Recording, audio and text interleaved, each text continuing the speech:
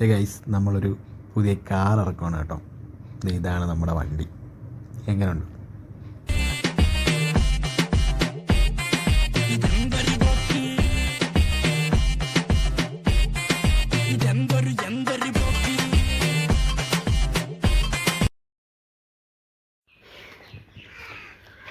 ഈ ഒരു സാധനം കാണാൻ എത്ര ദിവസം പോയെന്നറിയോ?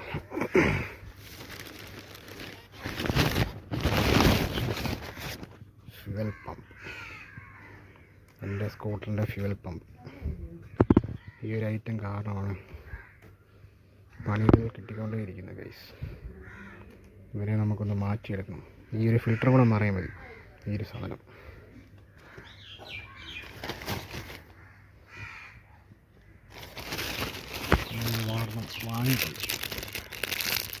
വാങ്ങിച്ചിട്ടുണ്ട്. ഇതിങ്ങനെ സെറ്റ് ചെയ്താൽ മതി. അത് ഒഴിച്ചിട്ട് ഇതൊന്ന് സെറ്റ് ചെയ്ത് കഴിഞ്ഞാൽ സംഭവം തീർന്നു.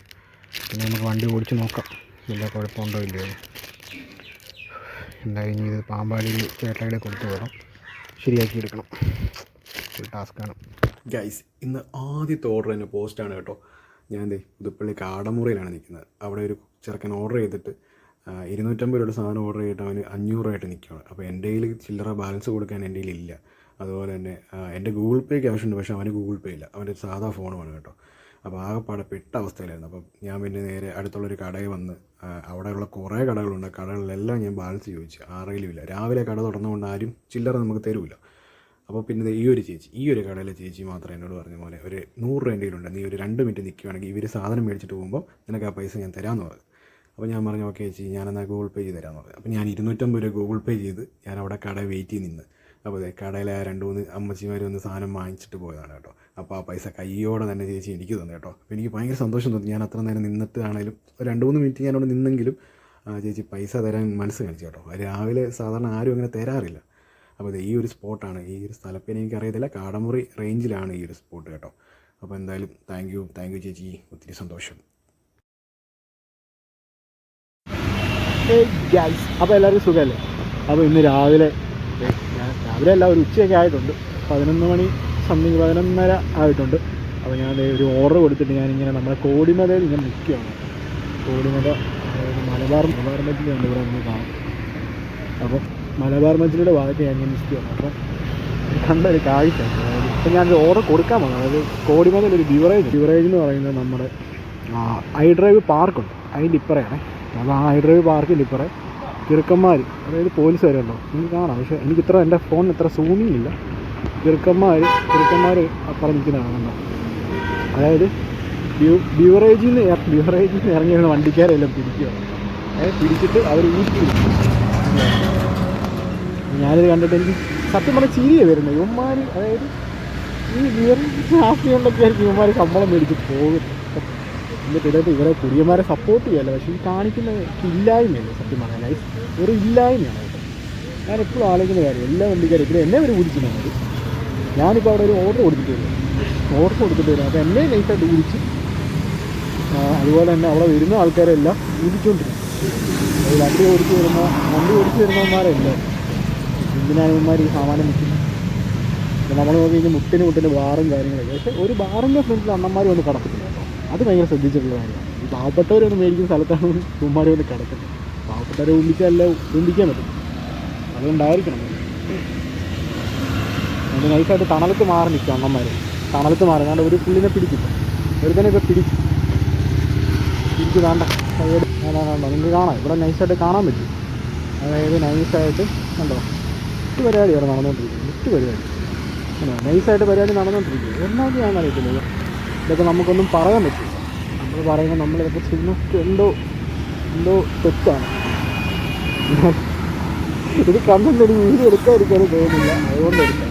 ഓക്കെ, അപ്പോൾ നമുക്ക് ബാക്കി ഇന്നത്തെ വിശേഷങ്ങൾ നമുക്ക് ബാക്കി വീഡിയോസ് എടുക്കാം. Okay guys. അണ്ണന്മാർ പോകുന്നു കേട്ടോ. അണ്ണന്മാർ. അതുപോലെ തന്നെ ഗൈസ് ഞാനിപ്പോൾ ശ്രദ്ധിക്കുന്ന കാര്യം, അതായത് ഓട്ടോ ഒക്കെ പോകുന്ന സമയത്ത് ഈ കൊല്ലം ഏരിയയിലോട്ടും അതുപോലെ തന്നെ നമ്മുടെ മൂവാറ്റുപുഴ കഴിഞ്ഞിട്ട് പെരുമ്പാവൂർ ആ റേഞ്ചിലോട്ടൊക്കെ വരുന്ന സമയത്ത് ക്യാമറയൊക്കെ ഉണ്ടായിട്ട് പോലും ആൾക്കാർ ഹെൽമെറ്റ് ഒന്നും വെക്കാനായിട്ട് പോകാൻ ഞാനിപ്പോൾ ശ്രദ്ധിക്കുന്ന കാര്യമാണ്. അപ്പോൾ നമ്മുടെ വീഡിയോസ് കാണുന്നവരൊക്കെ മൂവാറ്റുപുഴ റേഞ്ച് പെരുമ്പാവൂർ റേഞ്ചിൽ ആരെങ്കിലും ഉണ്ടോ നമുക്കറിയില്ല. ഉണ്ടെങ്കിൽ നിങ്ങൾ ഉറപ്പാണ്. നിങ്ങൾ ശ്രദ്ധിക്കുന്നതാണോ നിങ്ങളും അങ്ങനെയാണോ എന്നൊന്ന് പറയണേ.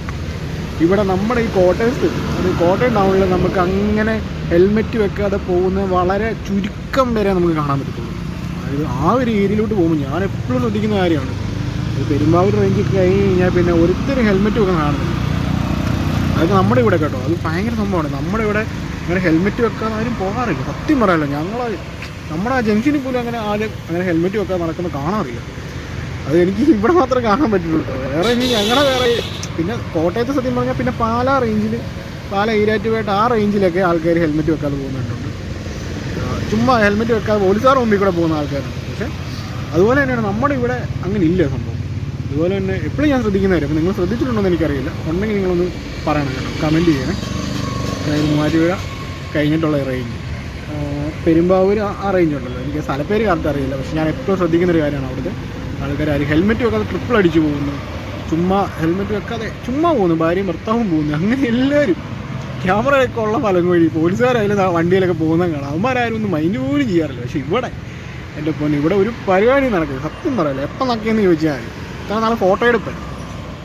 ഇപ്പോൾ ഫോട്ടോ എടുപ്പ് എന്താ നിന്നിട്ടുണ്ട്, പക്ഷേ മുക്കിന് നമ്മളെ നക്കോട് നക്കാറ് അങ്ങനെയാണ്. നിങ്ങൾ ശ്രദ്ധിക്കാറുണ്ടോയെന്ന് എനിക്കറിയില്ല, എന്തായാലും ഒന്ന് പറയണം കേട്ടോ. അപ്പോൾ ഗൈസ്, ഈ വണ്ടി ഞങ്ങൾ അനീഷേട്ടൻ വാങ്ങിക്കാൻ പോകുന്നതുകൊണ്ടാണ് കേട്ടോ. അപ്പോൾ ഞങ്ങളിതേ ടെസ്റ്റ് ഡ്രൈവ് അടിക്കാൻ വന്നതാണ്. അപ്പോൾ ഞാൻ വണ്ടി ഓടിച്ച് ഷോറൂമിൽ കൊണ്ടിടുന്ന ഒരു കണ്ടീഷൻ നിങ്ങൾ കാണുന്നത്. അപ്പോൾ എനിക്ക് വണ്ടി എന്തായാലും ഇഷ്ടപ്പെട്ട് ഓടിച്ച് നോക്കി, ഇതിൽ ഒരു ഭയങ്കര സന്തോഷം തോന്നി. നല്ല വണ്ടിയാണ്, അത്യാവശ്യം ഓട്ടോ ഒക്കെ കുറഞ്ഞൊരു വണ്ടിയാണ്, ഫാമിലി യൂസ് ചെയ്ത വണ്ടി ആയതുകൊണ്ട് നമുക്ക് പേടിക്കാൻ വേണ്ട. എന്തായാലും ഞങ്ങൾ അടുത്ത ദിവസം ഈ വണ്ടി ഇറക്കുന്നതായിരിക്കും കേട്ടോ. അപ്പോൾ നമ്മുടെ ചാനലിൽ ചെറിയ വീഡിയോസൊക്കെ കാണാൻ ചാൻസ് ഉണ്ട്, എന്തായാലും നമുക്ക് കാണാം. ഓക്കെ, എൻ്റെ പൊന്ന് ഗൈസ്, കഴിഞ്ഞ ക്രിസ്മസ് മുതൽ എൻ്റെ കഷ്ടപ്പാടാണ് കേട്ടോ. എൻ്റെ വണ്ടി കംപ്ലൈൻ്റ് ആയിട്ട് ആകെപ്പാടെ പ്രശ്നമാണ്. അപ്പോൾ ഇന്ന് അതിൻ്റെ കംപ്ലൈൻറ്റ് കണ്ടുപിടിച്ച്, അത് നമ്മുടെ ലിജോ ചേട്ടയാണ് കേട്ടോ കണ്ടുപിടിച്ചത്. അപ്പോൾ യമഹ ജോർജ് മെയ്ജോ മണിപ്പുഴയിലെ അവന്മാരൊക്കെ വല്ല പണിക്കും പോകാനാണ് ഞാൻ പറയുന്നത് കേട്ടോ. അങ്ങനെ ഫ്യൂവൽ പമ്പിൻ്റെ കംപ്ലൈൻ്റ് ആണെന്നുള്ള കാര്യം കണ്ടുപിടിച്ച് അത് ഞങ്ങളിത് സെറ്റ് ചെയ്തെടുത്തു.